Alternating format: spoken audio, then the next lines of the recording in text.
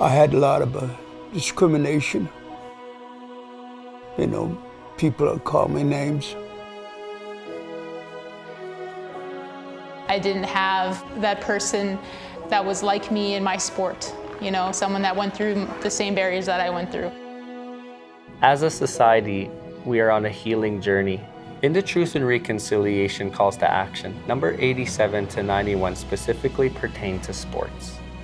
In these, it talks about making sure that everybody has the opportunity to succeed.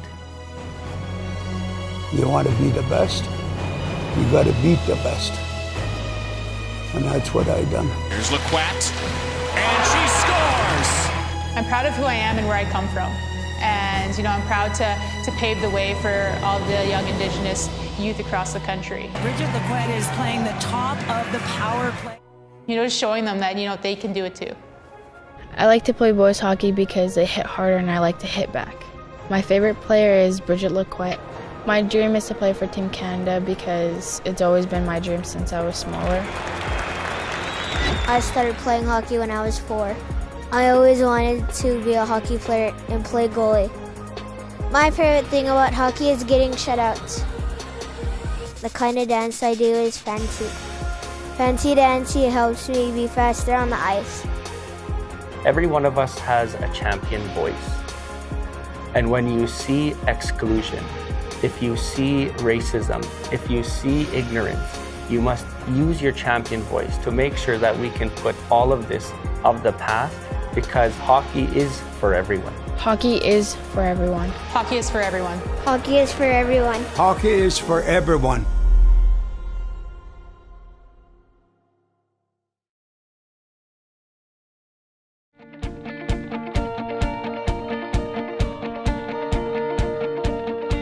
Sask first started over 27 years ago. It starts by inviting kids to attend camp. And so kids of the correct age get invited to attend camps.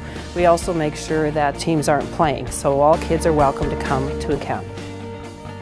So there's a couple of different goals depending on which program we're talking about. So if we're talking about our Sask First 14-year-old male program, we're identifying kids that will move into the Hockey Canada Program of Excellence. With our Sask First Midget program, it was something that we developed to try and give kids who are late bloomers an opportunity to be identified and still get opportunities in elite hockey.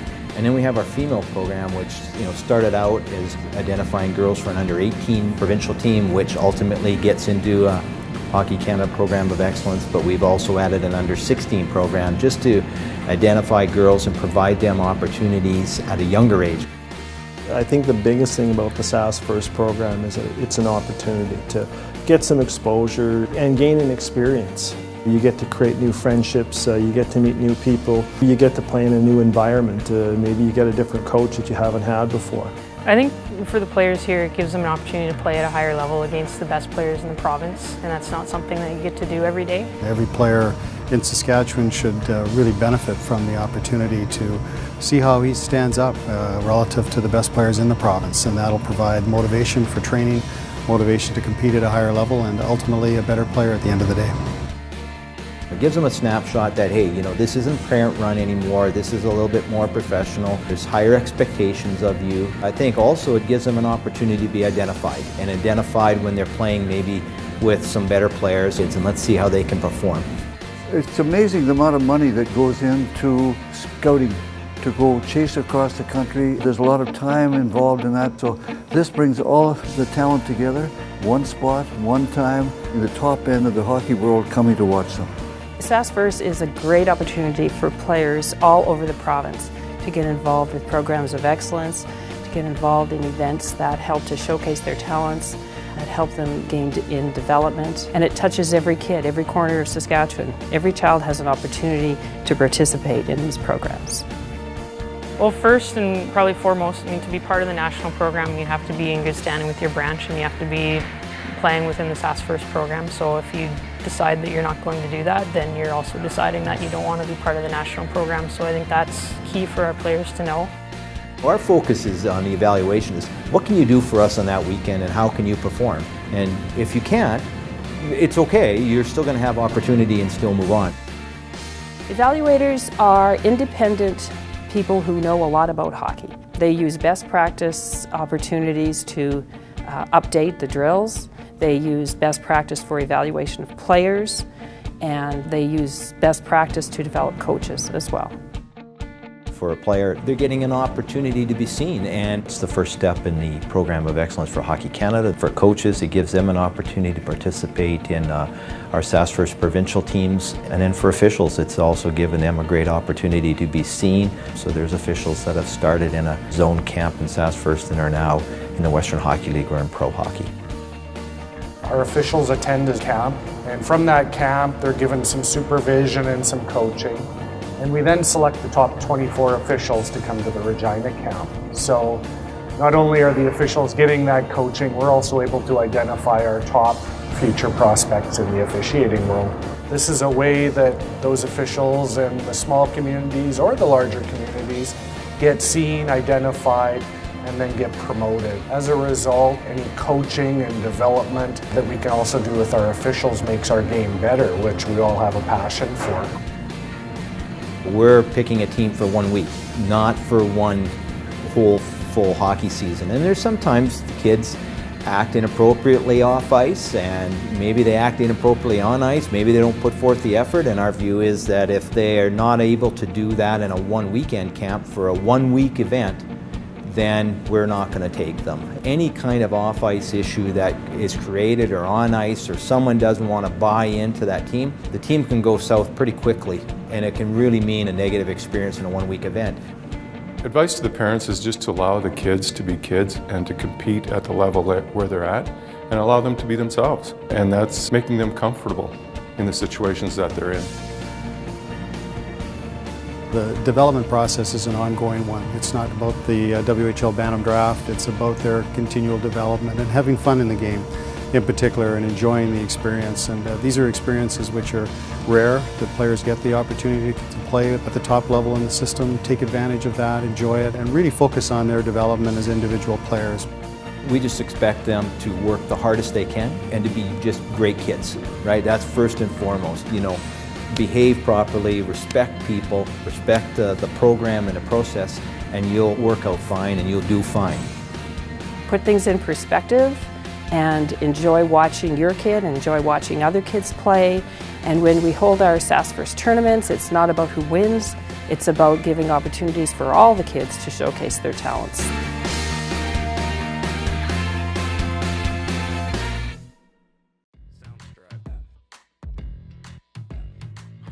Welcome to Novice Half Ice, the new standard for age-appropriate play which aligns with Hockey Canada's long-term athlete development model. Here in Saskatchewan, teams will play half-ice games until January 1st. Then after January 1st, teams have the option to stay with the half-ice format or switch to full ice. Playing rules and game structure. The playing surface will be divided into two halves along the red line, the game zone and the skill zone. Players' benches will not be used. Those players not participating in the half-ice game will be in the skill zone, working on developing and improving their skills. There will be a 3-minute warm-up where the home team will use the game zone and the visiting team will use the skill zone. Officials and coaches will draw a dot in the middle of the game zone for all face-offs. This is a friendly reminder that the local minor hockey association and/or team should provide a bingo dabber or marker. This is not the responsibility of the official to bring. The half-ice game will be played 5-on-5 plus a goalie from each team. Teams may alter the format and play 4-on-4 or 3-on-3 if the number of players on both teams is less than 10 skaters. Games are 2 24-minute periods. Teams will switch ends after the first period. Shifts are 2 minutes, running time, continuous play. Every 2 minutes, the buzzer or whistle will sound, signaling a line change. At this time, players from the game zone will switch with the players from the skill zone. There will be no icing or offside calls. Score can be kept, however, goals and assists will not be recorded. Line matching must take place, the more advanced players from each team being matched against the more advanced players from the opposing team. Officiating novice half-ice. For players, coaches, and officials, these standard rules apply. A face-off will take place at the start of every shift. There will be no stoppages in play during shifts. Continuous play will be used. When a puck is shot out of play, the official blows the whistle, defending team backs off, and non-offending team gets possession. When a goalie freezes the puck, officials will blow the whistle and the attacking team backs off and the defending team gets possession. When a goal is scored, the official blows their whistle and signals a goal. The attacking team then backs off and the defending team gets possession and play continues. Delayed penalty procedures are followed. Goalie cannot be pulled. Once the team being penalized touches the puck, the official calling the penalty blows the whistle, identifies offending player and the penalty. The offending player is escorted to the player's bench by the official who called the penalty. The second official gives possession to the non-offending team. Offending team must back off and play continues. The offending player is eligible to return during the same shift if a goal is scored by the non-offending team or once their penalty time has been served. Regulations. All novice level games until January 1st will be half ice. Exhibition games will start on November 15th. Tournament games will start on December 1st. Sanctions. Any coach, team, and/or association found to be non-compliant with the novice half ice format prior to January 1st will be subject to sanctions from both the Minor Hockey Association and/or the SHA. Promoting fun. Novice half-ice hockey is designed to give players the most out of their ice time. This means more shots, passes, puck touches, deke attempts, and less stoppages in play. The novice half-ice format has been developed so players work on skill development in a fun and competitive environment. For more information or drills and practice plan ideas, please visit sha.sk.ca/players/novice. Saskatchewan Hockey Association, shaping character for life more than a game.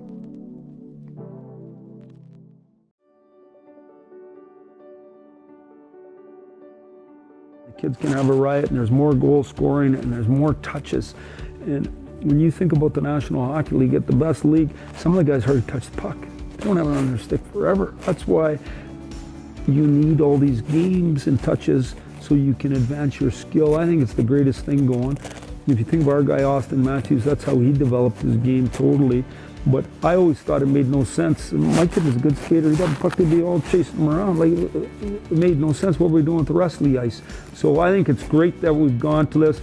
I think with all change, you got to embrace change in life, but change is hard for people. They don't want to do it. Traditionalists, there's always, no, we've done it this way forever. Yeah, but you got to reinvent yourself.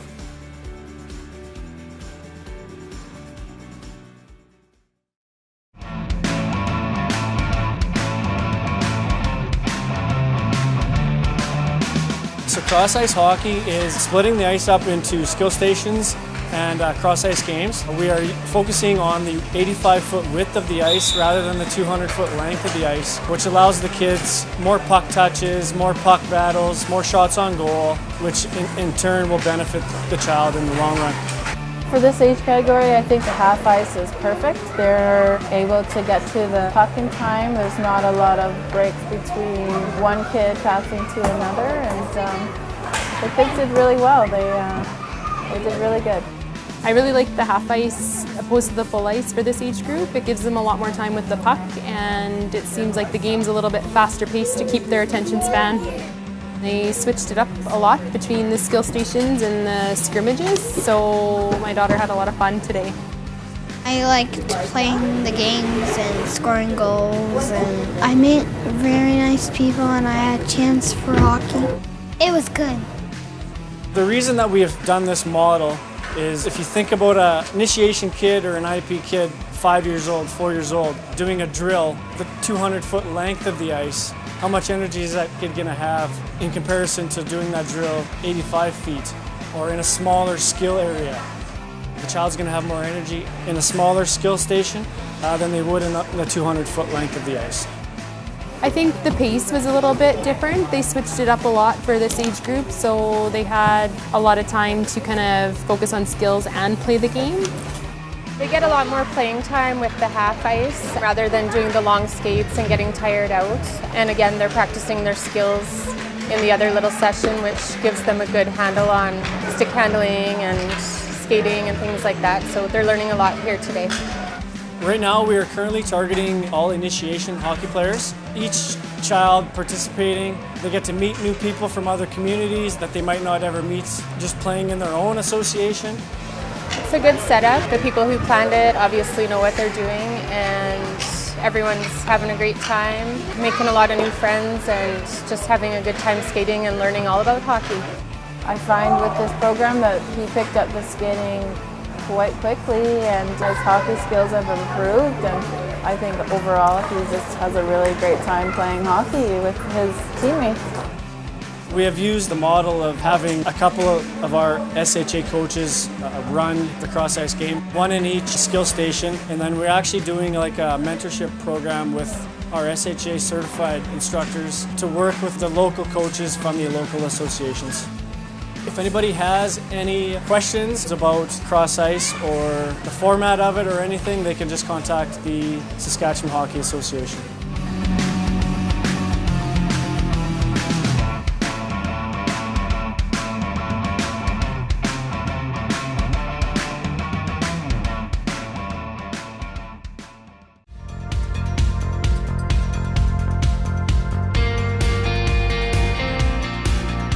The Saskatchewan Development Model is the coalition. We got Western Hockey League, Saskatchewan Junior Hockey League, Saskatchewan Midget AAA Hockey, and Saskatchewan Hockey Association. And those organizations come together to make hockey better in Saskatchewan, make it better for the players, make it better for education, for development, and for opportunities. The role of SHA in the Saskatchewan Development Model, I think, is to facilitate discussions and always bring it back to why we exist and what we're here for. So it's resolution of any conflict. It's also preventing conflict from happening at all, actually. We call it a model. It's really a philosophy that, what's in the best interest of the player. And ultimately, the player will make the determination of which way they want to go. And if they want to go Western Hockey League, the SJHL is there supporting that kid, but knowing that if he doesn't want or it doesn't work out, he can come back and play. So ultimately, it's getting everybody on the same plate, so to speak, and saying, hey, let's work together. We don't do anything to push that player in one direction or the other. We push that player and parent to make sure that, when they make a decision, that it's based upon them asking the right questions, getting the right answers so that they have enough information to make that decision. Saskatchewan Development Model is unique to this country. There's no other province that has full cooperation of all leagues. That might sound a little unusual, but it's true in that it's the only place where all of us sit down at the same table and discuss what's best for the player, how we best resolve issues, and how we best look at the system from a development standpoint and making it better. This is one of the reasons why we wanted to get this going in Saskatchewan, with hopes that it will travel across the country and into the other provinces. This is the only place that happens, and that makes it a great situation for players and families in Saskatchewan. The SDM provides an opportunity for the player to be exposed at the different levels, and the coaches at the different levels will discuss what is best for that player, so that when there's an opportunity for that player to go to another team in another league, which would be beneficial to them, then there's that communication between the leagues, which allows that player to do that. It's enriched the educational opportunities. We harp on that all the time, trying to make sure that the teams take that into consideration. Player development is important, but mental development of the player is also important. It has to be a smooth transition from wherever he was to wherever he goes. We've even done things like training camps are on different dates, so they're not on the same weekends. And so between AAA, Junior A, and Major Junior, they're not on the same weekend, so parents are being pulled in different directions. Now in AAA, we've informed the parents more of the expectations that parents and kids should have of the program. From there, the AAA team is working really cooperatively with the Dub team if he's listed with, or an SJ team if he's listed there. So it's created some real good communication. Benefits to the parents are, it's a very informative program, and when parents get involved in the SDM through their players, then they have an opportunity to see the development being coordinated between the different leagues that are partners in this program. We create a manual every year that comes out with a story from each of the leagues, and the branch, Saskatchewan Hockey, is involved in that, and put together all the information that families need to make the decision, and we're very honest and open about it. We work together to make sure that that information is there so the parents have the most information and the right information to make a decision what's best for their family. All the kids that were 14 to 17 in the province got mailed a parent manual which outlined rules, regulations, expectations of not just the 3 leagues involved, but Saskatchewan Hockey, Sask First programs, CIS programs, even officiating programs. So now they've become a lot more informed, and I know that when we talk with Western Hockey League teams throughout the whole league, they say Saskatchewan parents are generally the most educated in terms of questions they ask, or they know the whole system of what to expect. We're the only province in the country where it's really worked, and we've worked hard at doing that. And we tour around and speak to all 29 teams in the model. We get feedback from them. We do reports with recommendations that they see are going forward, bring them all together once a year to meet. And they now are sitting at the table talking about common issues. They get to know one another. Those type of relationships that have been created it's been awesome in getting people to work together. The organizations all respect one another, whether that's moving from midget AAA level to junior A, or from midget AAA to the major junior. Ultimately, everyone is there to really make decisions that are in the best interest of the player. It's a commitment we've all made to the model, and it's been ongoing, and again, it's very unique to this province. You know, when it comes to the SDM, I think it's something that we have to keep talking about. We have to keep pushing to make it better each and every year, or as often as we can, and to provide those opportunities for those players. You know, when you've got a relationship like this going on, we like to think that it's for the betterment of everybody involved. We feel like we're partners with each other, and if there's an issue, you know, we support each other in other ways as well, with marketing ideas and different things. We share all kinds of stuff, and that works out much better for everybody. We not only accept the challenge, we're actually doing it. The commissioners of the leagues really have to be complimented for their dedication to making sure that this works. Creating opportunities to enhance your ability to be on a team, and shaping character for life is our mission. It is hockey, but it's more than hockey.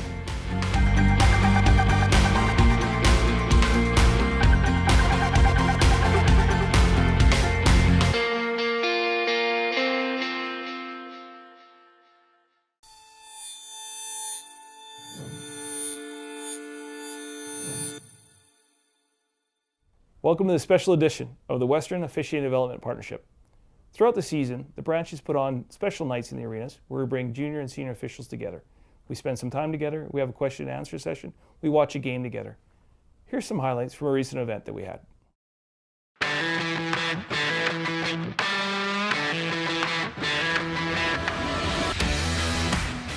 Hockey Calgary likes to take this opportunity to give back to our young officials who are helping us out with our minor hockey leagues. We want them to know that their time and efforts are appreciated. It's just a great way to keep in the game, even when I'm not playing hockey, so great fun.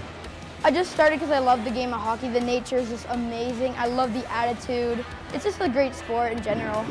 Well, I just love the game of hockey. Been playing it my whole life, and you know, I've been raised in a family where I've been fortunate enough to play the game, and I thought I might as well give back to the community and have some fun while doing it. When the coaches yell at you, or the parents, and they start getting mad if you messed up a call, but then you just gotta go through it, then it's fine. The biggest value that I find he's learning is conflict management, or dealing with stressful situations. Handling himself around adults. He's still a youth, so it's teaching him how to manage those skills. So we host this Officials Appreciation every year here in conjunction with the Hitmen. They sponsor the league with the tickets. We have about 200 officials that come to the event. We have lunch. We have WHL officials come upstairs, and we do a hot stove lounge with them and a question and answer period for all the young kids. Do you have any recommendations for post-secondary education or someone who wants reffing as a career? Reffing is a passion that definitely the 5 of us have, and many of you guys in the room have, but your schooling is key. I mean, if you're willing to move up, you're going to get asked for opportunities to go to different tournaments, and that's where you're going to have to decide on whether or not you want to ask for exams to be deferred. I have a BCom degree where I did it in 4.5 years. I worked with my professors to have my exams deferred when I had opportunities to go to different tournaments and things like that. But I never ever put school on the back burner. Reffing was a passion, and I give my heart to it every time I'm on the ice. There may be a point that it comes to an end, so my backup plan is to be successful in the business aspect here in Calgary. So definitely recommend going to school. Do the things that are within your control and your power in order to set yourself up for success, right? So know the rules, be prepared to be in as good a physical shape as you possibly can. Those are the things that really separate yourself from everybody else, right? So, you know, Tom kind of said, you know, we're all a team here for sure, but you're also competing against each other as well. Do the best job you can do to the best of your ability, and always treat disrespect with respect. I know we kind of preach that in the clinics that we all teach, but I think that's really important, and just keep a calm tone when you're talking to people. Yeah, for me, I guess highlight, it would probably be working the World U17 Championships last season.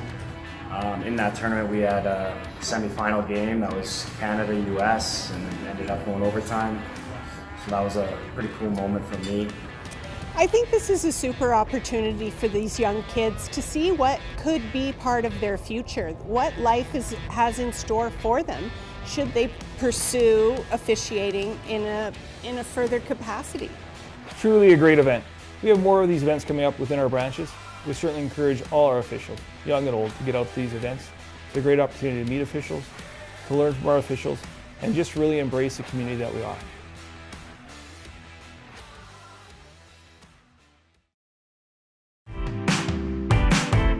The SODM is a group of leagues with the best interests of the officials in mind. The SODM consists of the Saskatchewan Bantam AA Hockey League, the Saskatchewan Midget AAA Hockey League, the Prairie Junior Hockey League, the Saskatchewan Junior Hockey League, in addition to the Western Hockey League. The focus of the group is to work on developing the officials, enhancing their skill set, providing them the best way to achieve the highest possible hockey they can get to. We want to create some smooth transitions for officials moving through the system. Our zone coordinators identify potential officials, and they come to a camp and get top-notch instruction, supervision or coaching and development to get better. At the various camps we host, we try to focus on characteristics of good officials, such as power skating, the mental training, fitness testing, more intense rules sessions, as well as bringing in people who can offer a different perspective to our officials, such as people from Hockey Canada and people from the NHL, as well as other branches and leagues involved in these camps. Mentorship in officiating is huge. There's no such thing as an official's practice. Any experience you can gain through somebody else's knowledge certainly is a bonus for your career. We have that quite a bit in our leagues where young guys will work with more experienced guys. Now we would open up the door more for guys that are in their teens or in their 20s for those opportunities, because we're developing them to reach that level. And we need to provide the younger officials with those challenging opportunities like tournaments to improve their overall status. With the SODM, a supervisor will provide support for that official, provide coaching, will provide challenges to that official to reach maximum potential. It also gives us better consistency from official to official within that league. Probably a good example is we've picked up a couple of referees in the last few years. You know, one was a 32-year-old that I would have never known about. And because of the SODM, he was given an opportunity. And that's what it's all about, is to give folks an opportunity. What they do with it from there on, you know, that's the competition thing. We need to create that competitive environment, and the officials are recognizing that, and they're coming to those games recognizing who their competition is for those spots, and they're going to watch each other, you know, not only on the ice, but often you'll find that officials will go and watch other officials off the ice because they know that that's their competition, and they want to pick up on little tidbits that they're doing and ultimately challenge themselves to reach greater heights. Ideally, any given year, we want all of our officials working the Western Hockey League. Of course, that's not going to happen. So then how are we going to get officials moving up, creating that competition, that support, and trying to get all of our officials to be better? And I guess that's always the challenge. I think with the SODM, we are really trying to generate the highest top quality officials that we can, and we pride ourselves as a branch at seeing our officials that advance to higher levels. As of late, a number of our candidates that go forward to these various championships are getting gold medal games, are working the championship games. And that is an indication to us that we're on the right track with what we're doing. Some advice I have for young officials looking to get involved in the SODM would be first and foremost to work hard every game, no matter what level of hockey you're working. Control what you can control, things such as fitness and rule knowledge. Be your own advocate. If you have an interest in working a certain level of hockey, make sure you're letting that director of official or association know. And lastly, just listening to your supervisors, because they're there to help you out and allow you to enhance your skill set to develop into a better official.